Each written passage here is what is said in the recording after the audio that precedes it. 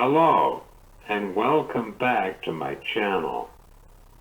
January 6th, 2021 will be a day that will be etched in American history, all for the wrong reasons.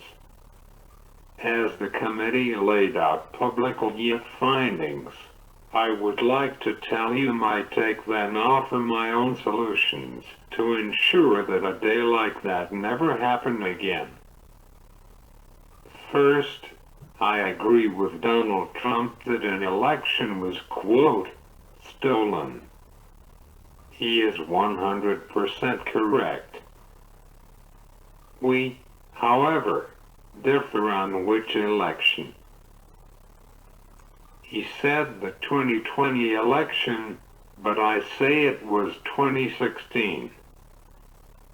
That is right, folks. Trump stole Hillary's win. Political science is all about the numbers, and statistically Hillary should have won. She lost. It was proven that Russian influence and spies helped Trump. They do not call it political science for no reason. She conceded to Trump. Donald Trump picked a known bigot, Mike Pence of Indiana, as his running mate.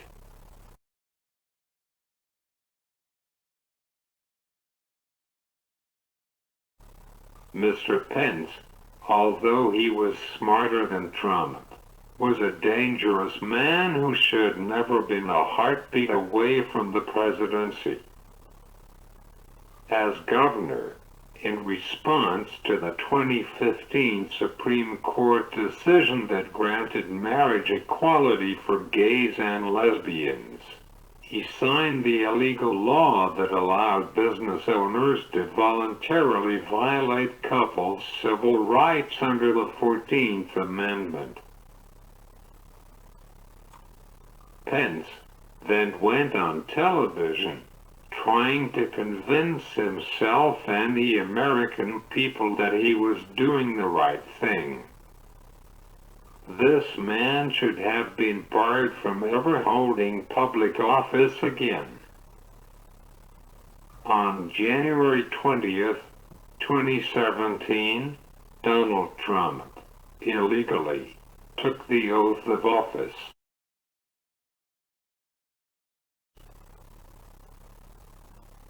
After he was sworn into the office of the president, Trump and his allies engaged in conduct to disable our democracy from within. He appointed a number of high-ranking individuals who, due to their personal and religious beliefs, could not perform the tasks that their office requires of them. However, due to the Republican majority-run Senate, they were fast-tracked, these bigots, without the proper vetting. Let us take Betsy DeVos, for example.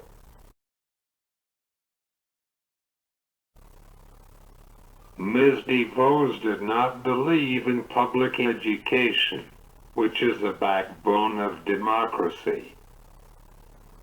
Instead, she wanted parents to have the power to choose where they send their kids, leaving those without means in underfunded and underdeveloped schools. She also engaged in a course of conduct that would make the transgender student feel like she was an outcast, not wanting to attend school. One of the goals of a tyrant is to keep their followers, especially those who are financially disenfranchised, ignorant. They are easier to rule. The leader of the Department of Education should support public education, not support for-profit institutions. This is the groundwork laid for what happened on January 6th. As the presidency of Trump proceeded, it became clear that Mr. Trump and his inner circle did not care for the established laws or policy. Trump appointed 3 Supreme Court justices as well as several lower court judges and justices to help him steal the next election, as well as undermine the civil rights of every American, both Republicans and Democrats.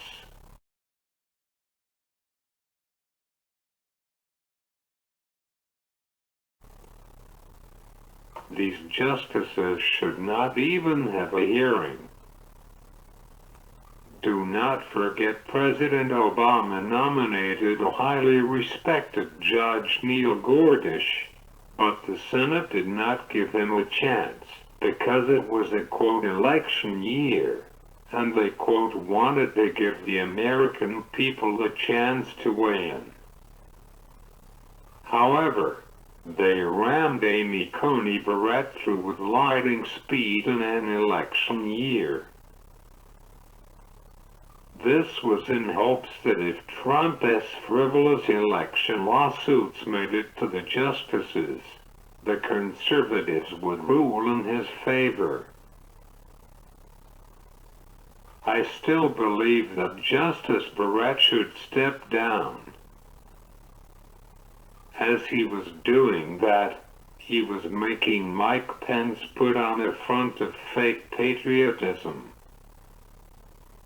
Remember when the country was in an uproar when Colin Kaepernick took a knee during the national anthem to protest the unjust shootings of unarmed young African American men?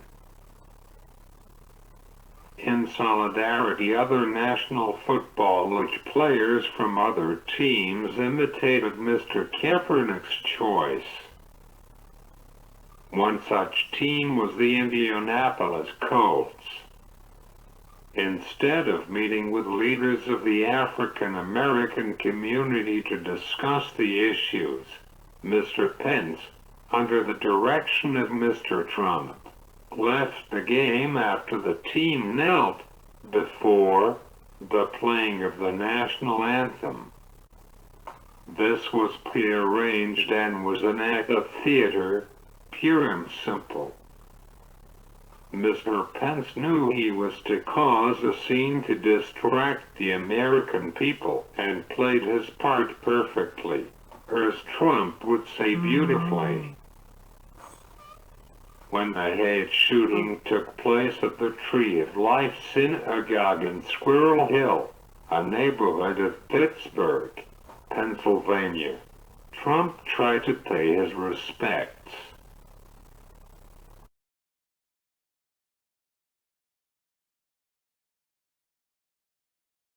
However, the Jewish community saw through his smokescreen of lies. Let me tell you right now, having a son-in-law that practices a different faith does not mean you support the faith. The crowd made him leave because he and his administration emboldened white supremacists and white supremacy hate groups who would like to see nothing more than the United States become a utopian society where all the people are different, either murdered or locked away and experimented on. He met with Pat Robertson, the televangelist/con artist, who would rather see folks like me euthanized or institutionalized.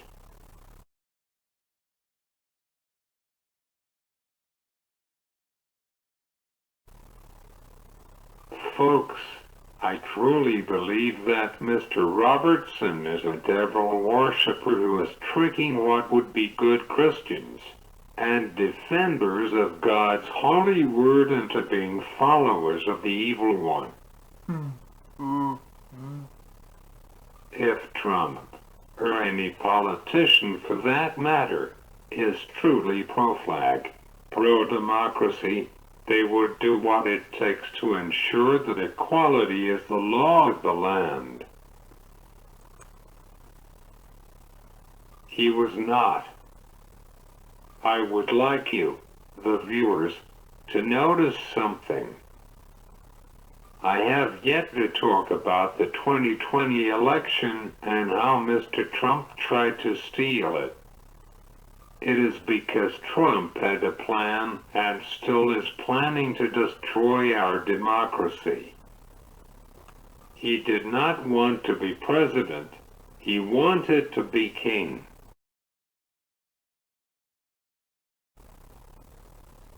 He wanted to be king, and nobody would stand in his way.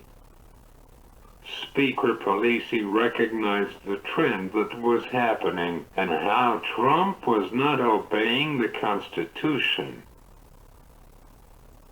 Therefore, Speaker Pelosi was forced to invoke the ultimate check that the legislative branch has on the president, which is impeachment, conviction, and removal and barred from holding public office.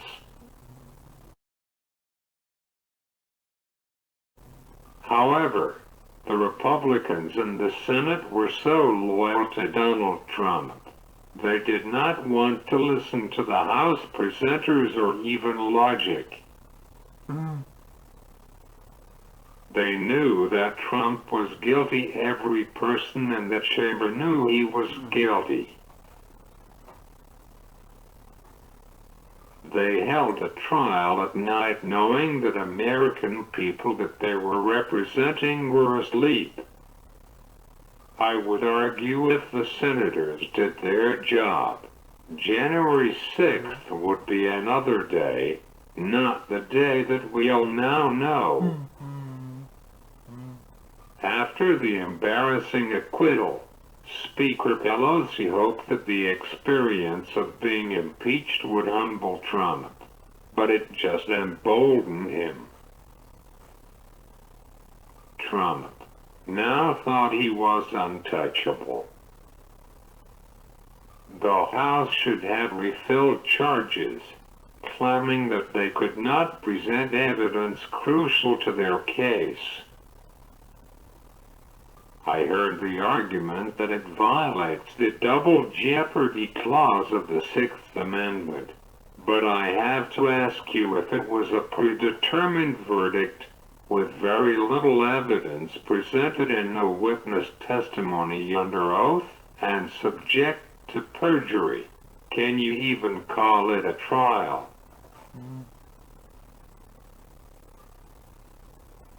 Those who subscribe to this idea, let me pose this question.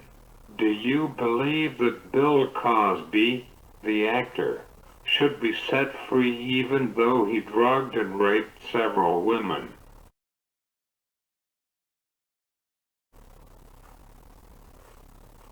Let us not forget all of this was happening as COVID-19 was now on the move. As Trump was calling it a hoax, people were dying. Now we finally get to the 2020 campaign. Trump had expressed that he wanted not to be president but king. Just like he did with Hillary, Trump used every opportunity to bully Joe Biden and other candidates. He knew, with all the strikes against him, he was going to lose. This why he was saying the election was, quote, rigged, even before the first ballots were even cast. Trump was casting doubt on our democracy. In the weeks leading up to Election Day, he encouraged his supporters to go to the polls, which was dangerous given the state of the world at that time. Nevertheless, Mr. Trump was going around saying if he lost it was fraud and deception. I argue his entire presidency was a deception, as I have just laid out. He spent more than half of his time at his personal golf resort in Florida than in Washington, D.C., and more time in the residence than in the Oval Office. Then as the votes were being tabulated, well, we all know what happened over the next 2 months leading up, and on January 6th,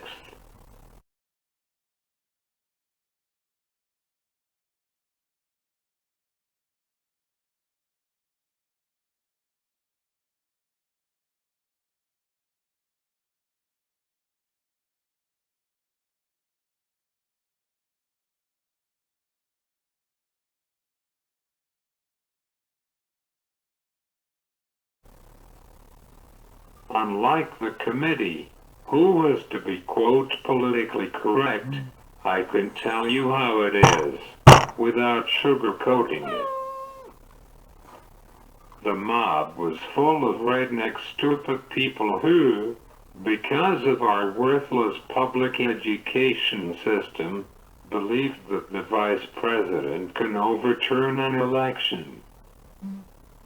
Yes, those people I saw on my television that day reminded me of the folks from south of Waynesburg in Greene County, Pennsylvania. If Donald Trump had any integrity, he would have been one of our finest presidents.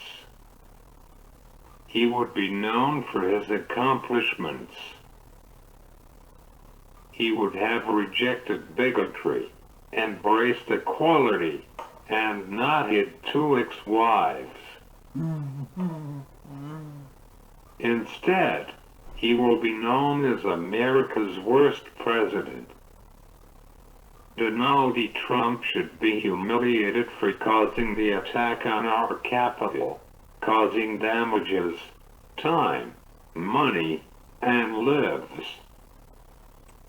People who still support him must wake up before it is too late. If he gets in power again, God help us all. We must work together to restore the Supreme Court, strengthen marriage and family, and make America great again. Please, do not forget to like and subscribe, and I will see you next week.